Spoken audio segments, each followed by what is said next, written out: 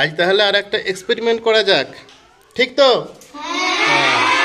আচ্ছা আচ্ছা আচ্ছা আচ্ছা, মিষ্টু আজ বাড়ি থেকে বরফ এনেছে এবং এই গ্লাসে রেখেছে। বেশ কিছুটা বরফ গলেও গেছে দেখতে পাচ্ছি। আচ্ছা, বরফ থেকে ধোঁয়ার মতন উঠছিল না কিছুক্ষণ আগে? আচ্ছা, তোমরা বলতে পারবে এই ধোঁয়াটা ঠিক কি? আচ্ছা আগে বলো, তোমরা এরকম ধোঁয়া আর কোথা থেকে দেখেছো? যখন আইসক্রিম, হ্যাঁ, আইসক্রিম খাওয়ার সময় আইসক্রিম থেকে ধোঁয়ার মতন উড়ে, তাই তো? আচ্ছা, আর কোথায় এরকম ধোঁয়ার মতো উঠতে দেখেছো? বলো বলো বলো বলো। পাশের পুকুরের জল থেকে এরকম আচ্ছা, পুকুরের জল থেকে দেখে। আচ্ছা, কখন দেখেছো?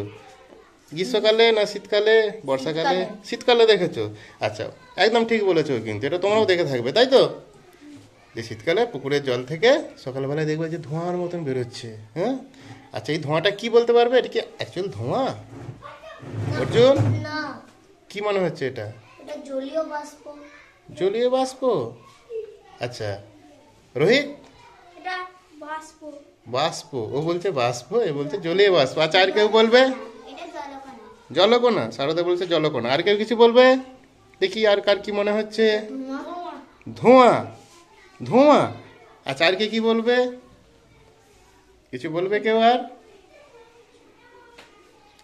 আচ্ছা, আমি একটা কথা বলছি, বাষ্প। রোহিত বলেছে বাষ্প, আর অর্জুন বলেছে জলীয় বাষ্প, তাই তো? আচ্ছা, জলীয় বাষ্প তো জল ফুটলে হয়, সে তো অনেক তাপ দিতে হয় জলেতে, তারপরে জল ফুটে বাষ্পে পরিণত হয়, তাই তো? তাহলে জলীয় বাষ্প এটা নয়, কারণ এখানে তো বরফটা তো ঠান্ডাতে তো বরফটা তো জল ফোটার কিছু ব্যাপার এখানে আসছে না, তাই তো? আচ্ছা, আমি বলছি শোনো, এই যে বরফখণ্ডটা আছে, এই বরফখণ্ডটার চারপাশে বাতাস আছে, তোমরা জানো। আর বাতাসের মধ্যে কি আছে? জলীয় বাষ্প আছে। বরফখণ্ডটা, এই যে বরফখণ্ডটা চারদিকটাতে, ঠিক আছে, যে বাতাসটা আছে সেই বাতাসটাতে কি আছে? জলীয় বাষ্প আছে। আচ্ছা, এই বাতাসটা, বরফের চারপাশের বাতাসটা কি হয়েছে? বরফের সংস্পর্শে এসে ঠান্ডা হয়ে গেছে। যেই ঠান্ডা হয়ে গেছে, বাতাসের মধ্যে যে জলীয় বাষ্পগুলো ছিল সেগুলো ঘনীভূত হয়ে সূক্ষ্ম সূক্ষ্ম জলবিন্দুতে পরিণত হয়ে গেছে, তাই তো? এখন ব্যাপার হচ্ছে, জলীয় বাষ্পকে তো আমরা চোখে দেখতে পাই না, কিন্তু যখন সূক্ষ্ম সূক্ষ্ম জলবিন্দু হয়েছে, সেই জলবিন্দুগুলোতে যখন আলো পড়েছে, তখন সেই জলবিন্দুগুলোকে আমরা দেখতে পাচ্ছি, বুঝতে পারলে? সেই জলবিন্দুগুলোকে আমরা ধোঁয়ার মতন দেখতে পাচ্ছি। একই ব্যাপার ওই পুকুরের জলেতেও ঘটে। একটু আগে ও যেটা বললো যে হচ্ছে ওর বাড়ির পাশে পুকুরের জল থেকে ও ধোঁয়ার মতো উঠতে দেখেছে। তাহলে তোমরা এখন বুঝতে পারলে যে পুকুরের জল থেকে শীতকালে ধোঁয়ার মতো বেরোয়, অ্যাকচুয়ালি ওটা ধোঁয়া নয়। তাহলে ওটা কি? সূক্ষ্ম সূক্ষ্ম জলবিন্দু, যার উপর আলো পড়ে সেটাকে আমরা ধোঁয়ার মতো দেখতে পাচ্ছি। যে কোনো ঠান্ডা বস্তু থেকেই দেখবে এরকম ধোঁয়ার মতন বেরোতে দেখা যায় অনেক সময়, এই কারণে। তাহলে তোমরা এখন কারণটা বুঝতে পারলে কেন ধোঁয়ার মতো উড়ে। আচ্ছা, এখানে আর একটা ব্যাপার বলে রাখি, দেখো, পরবর্তী এক্সপেরিমেন্ট। তোমরা গ্লাসটা ভালো করে লক্ষ্য করো, গ্লাসের বাইরে সূক্ষ্ম সূক্ষ্ম জলবিন্দু জমেছে না? সূক্ষ্ম সূক্ষ্ম জলবিন্দু জমেছে গ্লাসের বাইরে। আচ্ছা, এই জলবিন্দুগুলো কোথা থেকে এলো? গ্লাসের ভিতর থেকে? ভিতর থেকে কি করে বাইরে বেরোবে?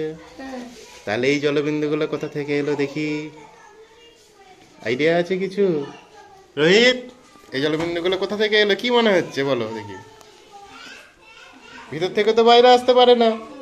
তাহলে জলবিন্দুগুলো তো কিছুক্ষণ আগেও ছিল না, ও যখন বরফটা রেখেছিল, মিষ্টি যখন বরফটা রেখেছিল তখনও ছিল না।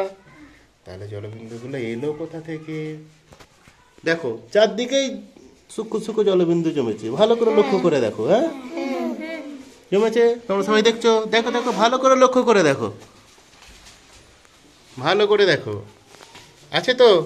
রিসান, তুমি জলবিন্দু দেখতে পেয়েছো? রিসান, তুমি জলবিন্দু দেখতে পেয়েছো? সূক্ষ্ম সূক্ষ্ম জলবিন্দু। আর সেই জলবিন্দুগুলো এলো কোথা থেকে?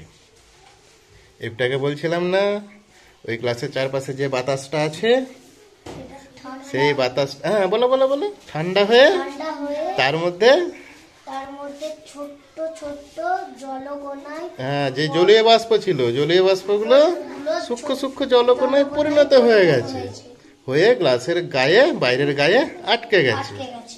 আর সেই জলবিন্দুগুলোই আমরা দেখতে পাচ্ছি।